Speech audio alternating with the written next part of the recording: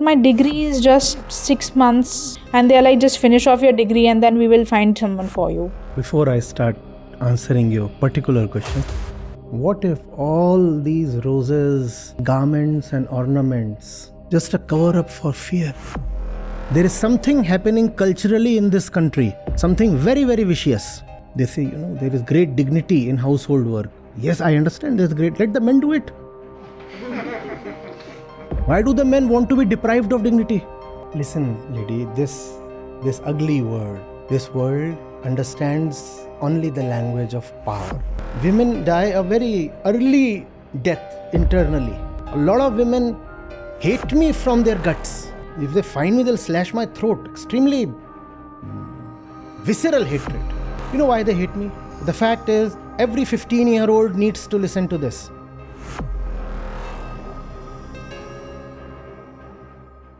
Namaste Acharya ji. It's my first interactive session with you online, and I'm really very excited but also nervous. So my question is, you said in one of your videos that close your eyes and identify if you had no fear, then what would you be doing currently in your life? And then just do that. However, in another video, you also mentioned that do not do what you want, because whatever you want comes from external influences. And so whatever we want may be useless and not really meaningful. So what to follow? What our heart says, or something which we are not interested in but it's meaningful? Sir, because I'm in my CL final level, and I'm also interested in many extracurriculars like dancing and performing arts, but I've never tried it. I'm good in dance, and I also spend 1 hour a day to go to dance sessions, but I'm currently living in Bhatinda in Punjab. So I did do jobs in Delhi and Gurgaon and in finance and accounts department, and then I also worked for a startup in IB investment banking. After a point, I've switched many jobs and put a gap in between and have tried multiple things. But now my parents have said that just finish your college, finish off your degree, and then you can do anything you want. Now, as time is passing and I'm seeing that they're saying that it's now your age to marry, but my degree is just 6 months. I'll get my final degree in 6 months, and they're like, just finish off your degree and then we will find someone for you.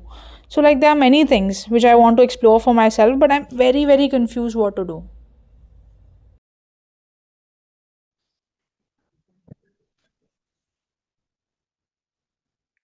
This is, before I start answering your particular question, this is what this country does to women,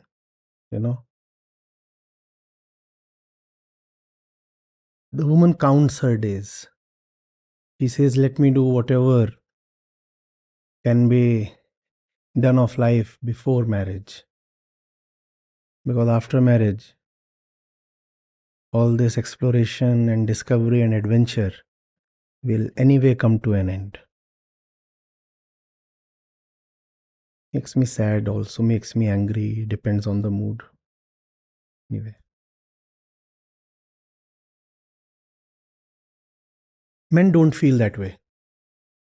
Once they get married, they won't be able to go out and seek things or explore or find doors closed. Okay. So you said, the first thing I said was close your eyes without fear. Do what comes to you, right? That was the first statement that spoke of being without fear. And the second one that you quoted talked of being without your desires. You said, do not do what you want. Do not just go with your random desires. The first one is talking of being without fear. And the second one is talking of being without the usual kind of desires. And if these two sentences are to agree with each other, what would that need? Just equate these two sentences each other, assuming that the speaker has some integrity. So he won't be talking of two different things at 2 points. If these two sentences are coming from the same center, then these two will agree with each other, no? And if you equate these two with each other, what do you get? No fear is no desire. No fear is equals to no desire. So fear equals Desire. desire. That's the key to understand. So typically, your desires are deeply related to your fears. First comes the fear and then comes the desire. And the desire is always a cover-up job on the fear. And that too a bad cover-up job. The fear remains, and a lot of time and energy is spent on the desire, and yet even the fulfillment of the desire fails to cover up for the fear. The fear still remains. Fear still remains. That's what we are probably missing on. We take fear as a negative thing, no? You should not have fear in life, beta. Equally, we take desire as something to be pursued. Go chase your desires. Go get what you want. No, this is ignorance. You look at any desire that you have that has arisen just as a blind reaction to an inner ignorance. I feel I lack in something, and that's related to fear. When you lack in something, then, oh my God, am I missing out on life? I lack in something, fear. We feel we lack in something, and then to make up for that lack, we want an object. Today this object and tomorrow that one. That's desire. One does not desire for nothing. If you were totally all right with yourself, if you were very fulfilled within, would you still have these same desires that you currently have? No. So all desires arise from a feeling of incompleteness. And there is a great insecurity. What if I live all my life remaining incomplete? What if I die unfulfilled? In fact, you would have heard these statements often. In fact, these are some of the same statements that scaremongers use to target women especially. अकेली रह जाएगी, बुढ़ापे में अकेली मरेगी.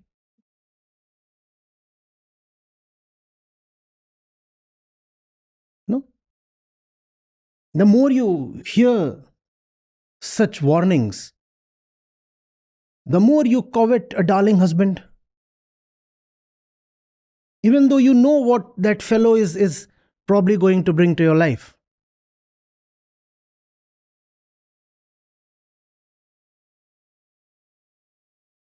Wanting per se is neither good nor bad. But when you want from a point of ignorance, when you have never bothered to see that even if your want is fulfilled, it would still leave you unfulfilled, then wanting is a problem. Nothing is always a problem. And everything is a problem from the wrong center. Wanting from the wrong center is a problem. You can also want from the right center. You can have targets from the right center. You can run huge projects and international missions from the right center. Forget small desires. You can have mammoth desires from the right center and they would still be great. We are told, no, you should not desire too much. You can desire too much. And that would still be all right if the desire is from the right center. And even the feeblest desire from the center of ignorance would not be right. Not be right for you. We are not talking in the moral sense here. We are talking in the utilitarian sense here, in the practical sense here.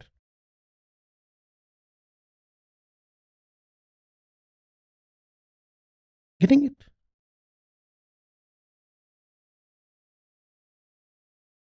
There has been lately this controversy. Some internet chaps and comics and stand-up artists, and they have said a few things, and there is a general outrage, and everybody is outraging, and massive. So it's all over the place. I was scrolling through my reels, and it appeared there as well. There is this girl who is a part of the controversy. There was a small clip that appeared on my screen. She was being interviewed by someone. She was actually being interviewed by someone who has interviewed me as well. So maybe that's the reason it appeared on my feed. So he asks her, and this girl, I do not know her, but from her get-up and mannerisms, she looks like the typical representative of Gen Z, outspoken, unafraid, outgoing, all those things. So this fellow asks her, what do you expect from your husband? A small, like 60-second thing. And she says, after a bit of a silence, What's your ideal man? यार मारे वारे ना बस यार मारे वारे ना. No, typically I just scroll away. But this wasn't a made up thing. Or at least that's the way it appeared to me. And this wasn't coming from a small town girl, coming from the interiors, Jharkhand or Chhattisgarh or Eastern UP. This is coming from someone who probably has a significant net worth.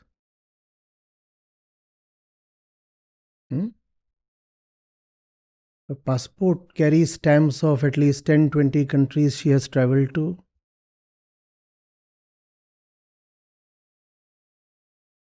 And yet there is this fear that I would be beaten up in the marriage. I don't think she was joking at that point. That was half a second of authenticity.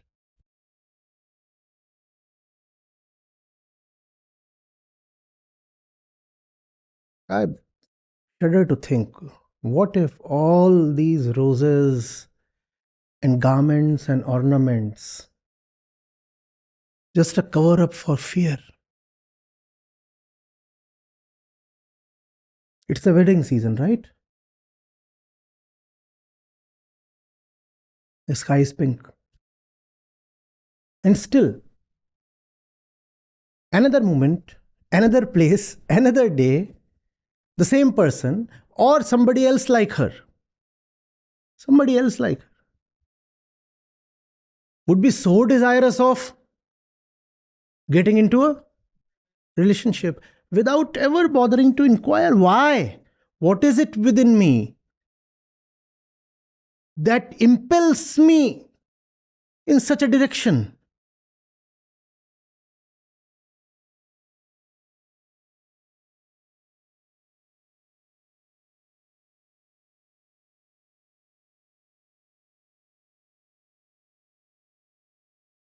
Are your desires really your friends?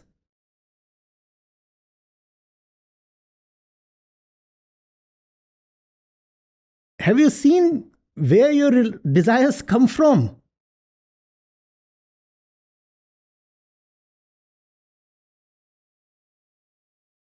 And those who have stakes in your desires, will they ever want you to turn inwards?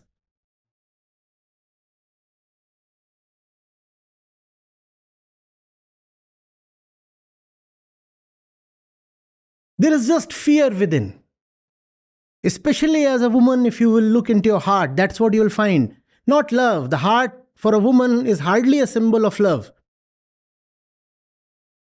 That's why I feel so sad for this potentially great country. Half its population has nothing but fear in its heart. That's not to say that the other half is fearless.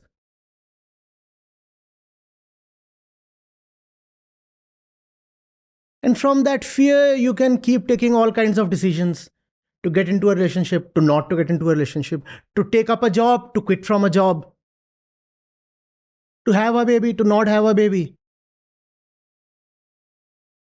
to shift to that place, to not to shift to that place, to cover up your body, to reveal your body. You can take all kinds of very distinct decisions from that same center, the center of fear. How does it matter? How does it matter if everything is coming from fear?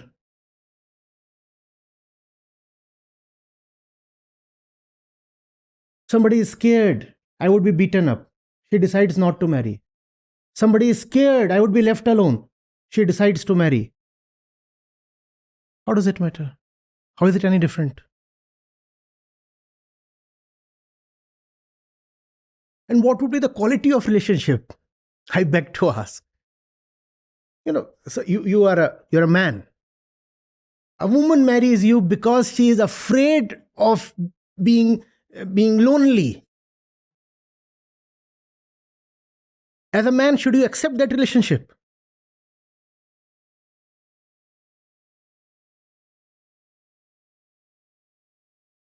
Instead, you catch the opportunities with both hands.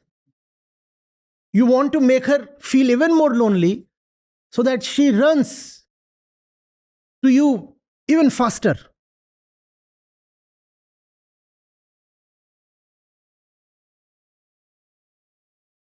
We used to have these scenes in the dark decade of Bollywood cinema, 90s. The hero wants to patao the heroine. So he lets loose a few goons upon her. Just to impress upon her that she is weak and vulnerable.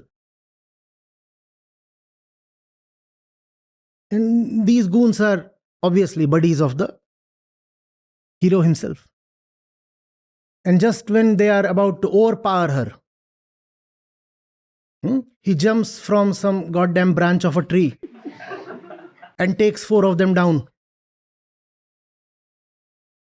And then the lady is all wooed and impressed.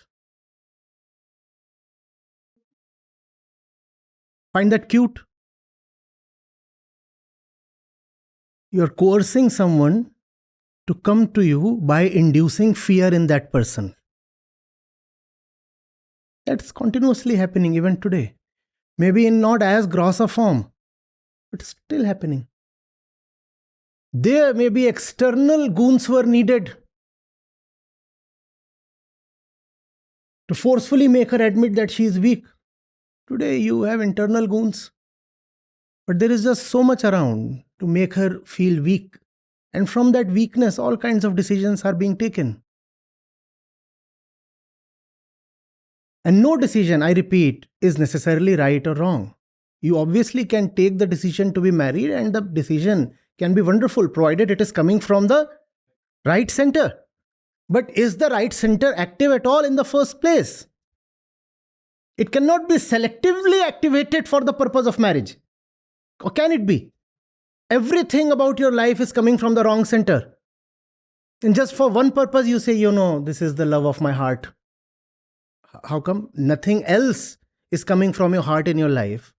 Only this man happens to come from there. Consciousness itself shrivels. Have you seen how you behave when you are afraid?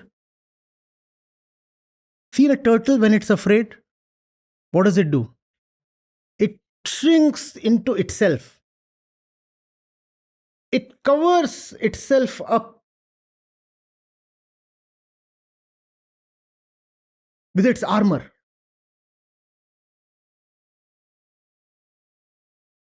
Not a pretty sight, or is it? Turtles can be cute. But all that you get to see, if it's an armor, how cute is that? In the name of a turtle, if you see just the inverted plate, the armor, is it cute? No. That's how one half of the population of my country looks. Only armored. Because they operate from fear. And then I'm saying there is a shrinking.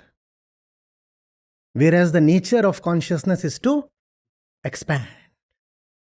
That's where fulfillment of life lies, in expansion. Therefore, the scriptures, the philosophies often equate the true state of consciousness to the sky, in the sense of expansion and freedom and limitlessness. Where is expansion? Where is freedom? There is only the desperate urge for security. And one can understand that urge. If you are always behind someone, right from her childhood, chasing her, indoctrinating her, conditioning her, terrifying her, nobody is a superwoman. People do get terrified. And when you are afraid, you can get wicked. When you know what the world is doing to you, you want to give it back in the same way. And then men come up and play the victim. She exploited me. What the hell have you trained her for all her life? You have trained her to get exploited. He said, I have one fleeting chance here. Let me just pay them back in their currency. Isn't it tragic? Men come up on that same screen and ask questions about all things in life. And when women come up, 70% questions pertain just to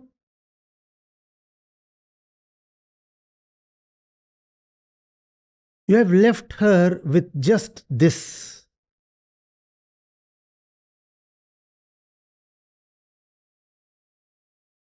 She will not talk about the Middle East. She will not talk of the reciprocal tariffs that Trump and Musk are bringing in. She will not talk of Harley Davidson sales and what the tariff system will do to that. She will talk of that's 50% of your population. We are talking of 50% of our species.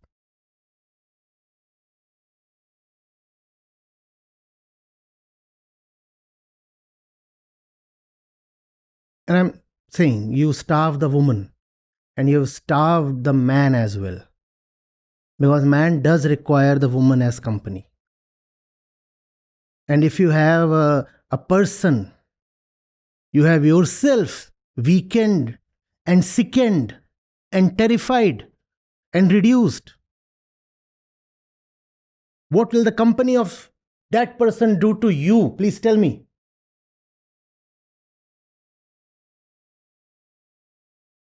I inject a certain virus into you. And then I keep you for my company. What am I doing to myself? I'm injecting that virus into myself through you. That's what man has done to woman. You reduce the woman, and through the woman, you will be reduced.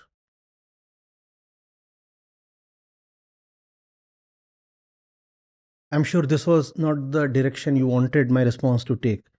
So you're free to, take it towards the place you wanted to take it to. Tell me.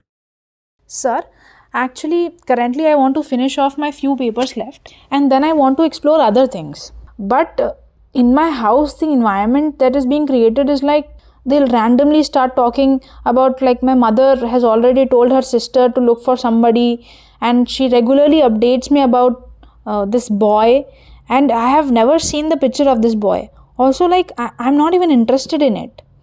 But the thing is that now the environment which is being created, it's very distracting. Whenever I say that I want to, like, after completing this exam, I want to look for other opportunities, they say that don't, please don't leave. Otherwise ये कि हम बीमार हो जाएंगे अगर तुम चली जाओगी तो, like, हमारा मन नहीं लगेगा घर पे. But on the other side, they're ready to send me to some stranger's house. I don't understand the irony.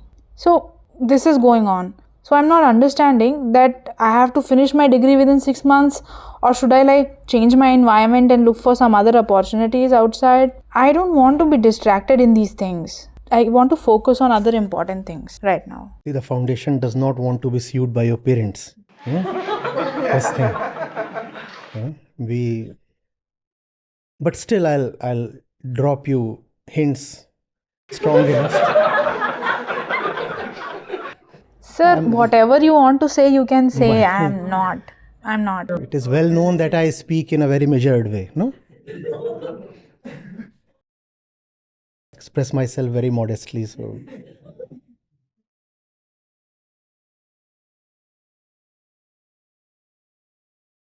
You would be in your 20s, right? Yes, I recently turned 24. 24 is voting right, driving license. You can be a lawmaker. You can sit in the legislative assembly next year. You're 24, right? You can sit in the parliament. At the age of 20 or 21, you could be the administrator of an entire district if you clear the UPSC exam. How is it that at 24 you are not mature enough to decide for yourself in your most intimate matters?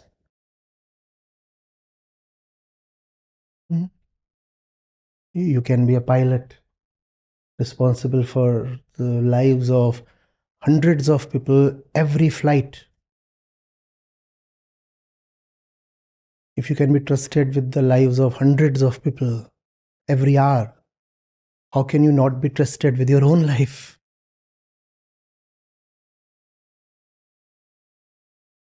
See, I'm trying to be diplomatic. I'm working really hard at it.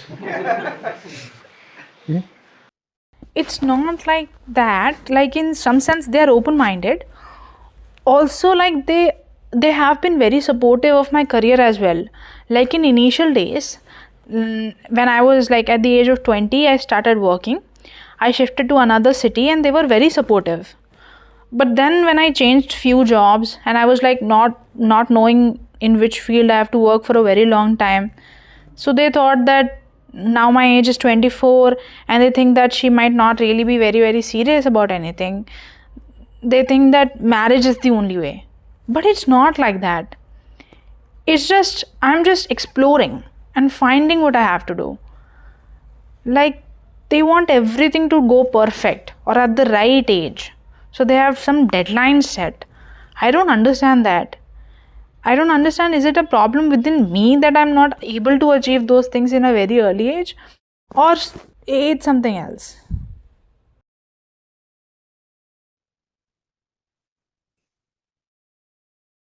Parents want things to go perfect for their daughters. Right? Just as they always knew what was perfect for them. Yeah. For you to know what is perfect for the other, you should have known at least what is semi-perfect for you. I'm not talking about your parents in particular. Parents. Look at the lives of parents. How close are they to perfection? How many of you are results of perfect alliances?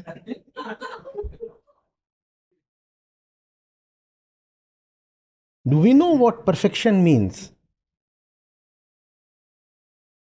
Do we know what it means to live a fulfilled life? And if we do not know these things for ourselves, is it love to impose these things on our sons and daughters? In my own life, I have very clearly seen I do not know anything. The fact is that I'm a goddamn fool. And yet I want my offsprings to live as per my decisions and desires. Is that love?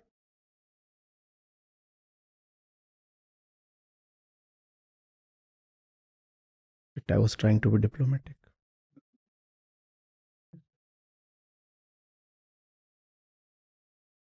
You guys will get in trouble very soon.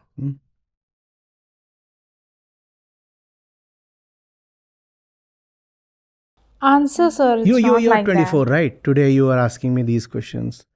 Tomorrow you decide to go by your parents' wishes.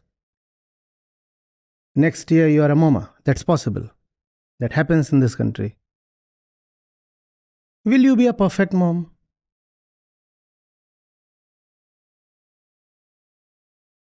Tonight, this hour,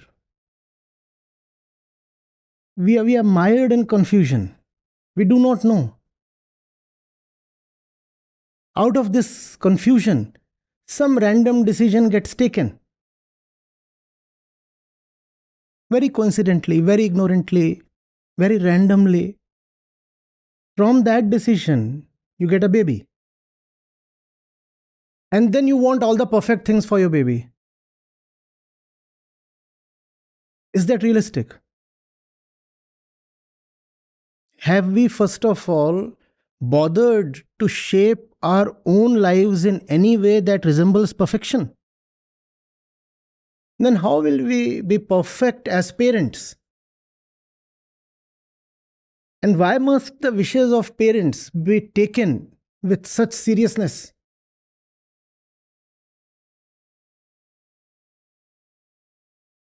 I mean, I'm old enough to be the parent of a youngster. And had I been a parent, I wouldn't have wanted the girl or boy to obey my wishes. Mostly because I know I can act a huge idiot at times. Many times. All right, most times. So why would I throw myself at someone who is 20 or 25 and ask them to toe my line? I mean, let's have some honesty at least. We are not talking to someone who is 5 years old. We are talking to a 25-year-old. And the parent is 45 or 50 or 55. In terms of consciousness, both are equals. Right? How does one of them then get the right to dominate the other's mind? And also, again, at the risk of being portrayed a dreaded family breaker or somebody, all these excuses that daughters come up with in defense of their parents. No, my parents are not totally evil. They gave me a decent education. Is nonsense. Decent education so that you can be married off? Or is that very different from keeping somebody uneducated so that she can be married off? The purpose is the same.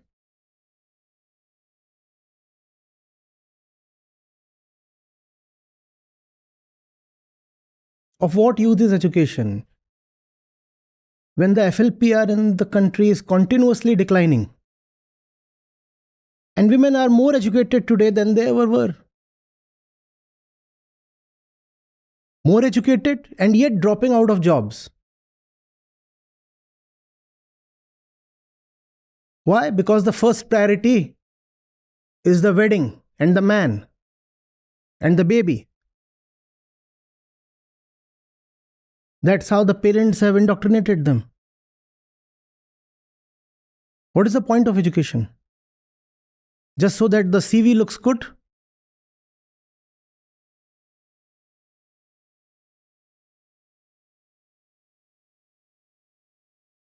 You don't educate someone so that she is more efficient in the kitchen or more productive on the bed. Is that what education is for?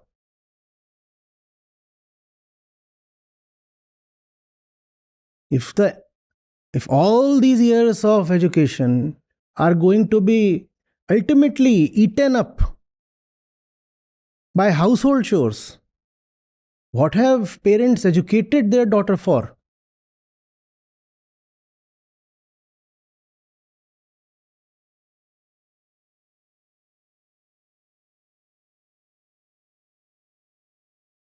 Go out and check on this particular metric. FLPR, female labor participation rate.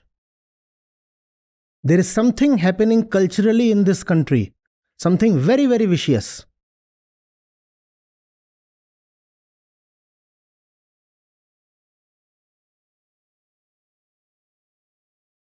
Proportionally, more women were part of the workforce 20, 30 years back.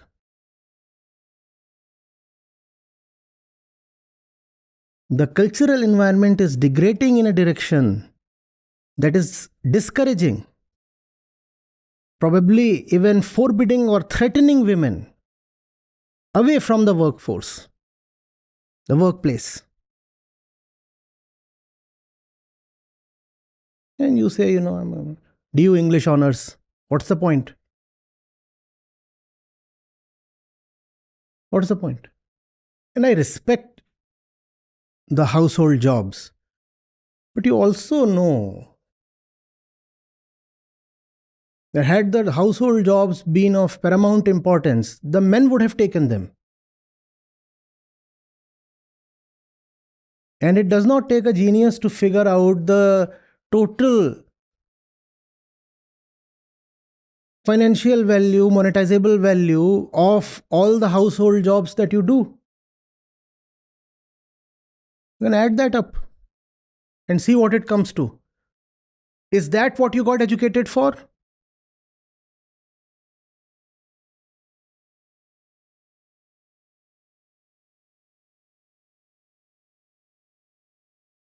They say, there is great dignity in household work. Yes, I understand there's great. Let the men do it. Why do the men want to be deprived of dignity?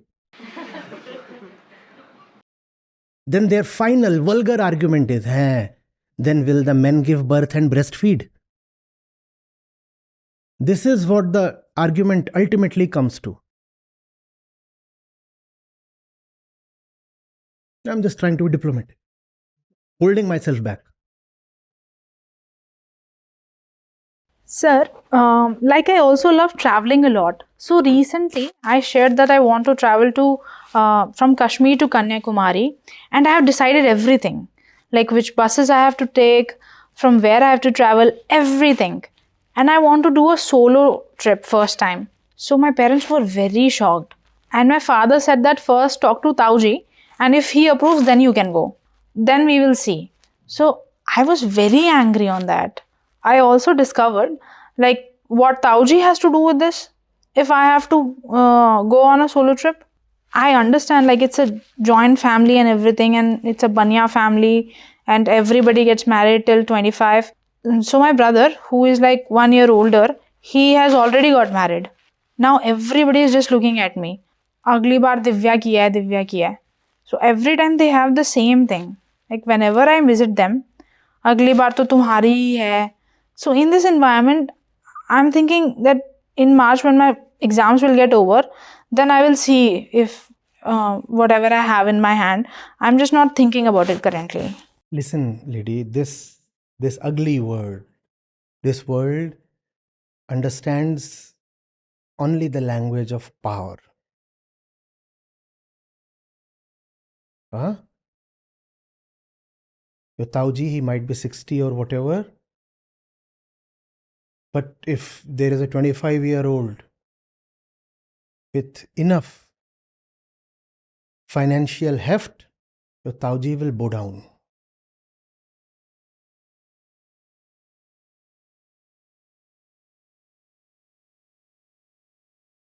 You could be in some industry at the age of 22, 24, earning a fat package, and then people are less likely to get into your business. They'll stay away and respect their limits.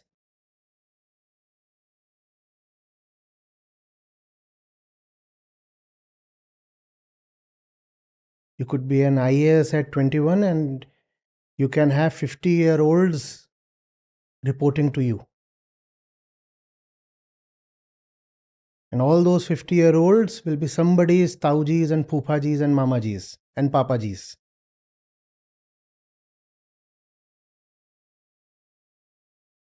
Gather power for yourself in whatever way you can. If you remain feeble and dependent, this ugly world will simply eat you up. They'll throw you away somewhere, and that would be the end of their role, and they'll not come to inquire, investigate, or help.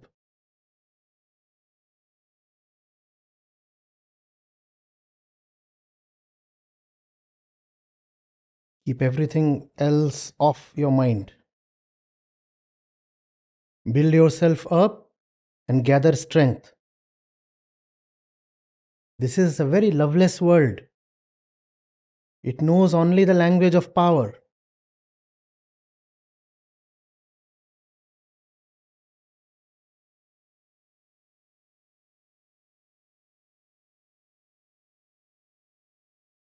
Tauji will sanction your travels. And it's quite likely that Tauji's boss is a 30-year-old. And he sanctions Tauji's leaves. Be that boss.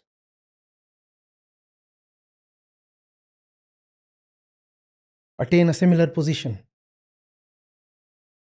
Then they forget all their gender-based prejudices. They also forget caste hierarchies. Everything is forgotten in front of power and money and authority. That's the only language they understand.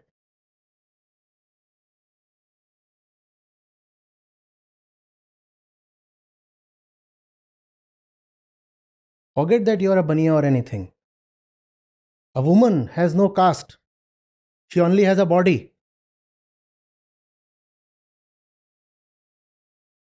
That's the world we live in.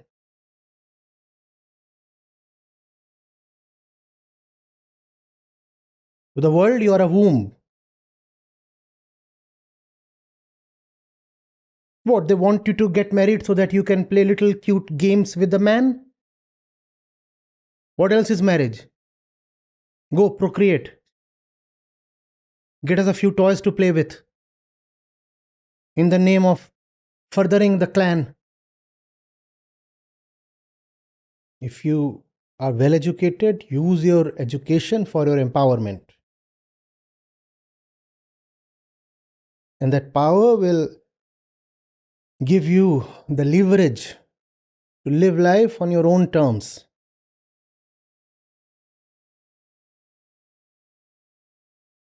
Else, anybody, everybody will ride roughshod over you. And you will internalize it.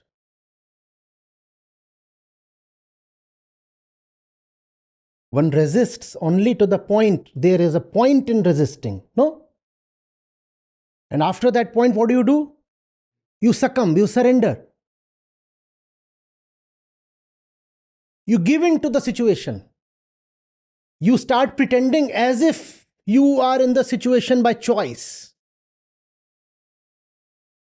In fact, you start siding with your hunters.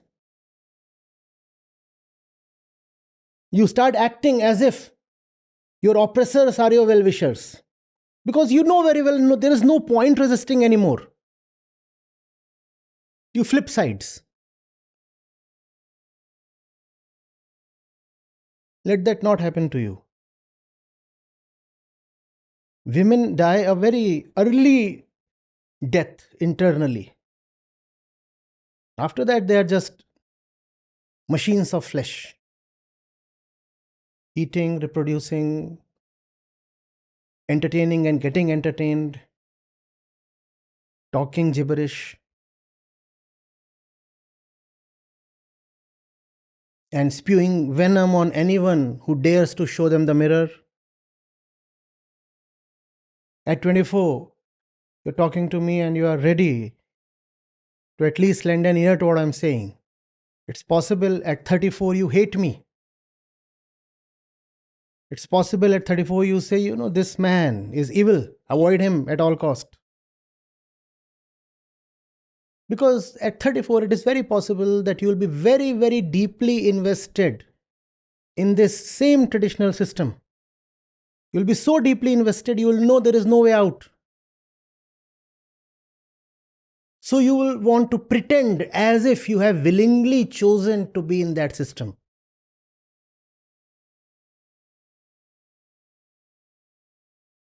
And you will pretend so deeply, you will believe in it. And you will believe in the hatred you will have for me. A lot of women hate me from their guts. If they find me, they'll slash my throat. Extremely visceral hatred. You know why they hate me? They hate me because I didn't come to them when it was time. They hate me for coming too late to them. They'll not accept this. When I say this, they'll scoff at it instead of acknowledging.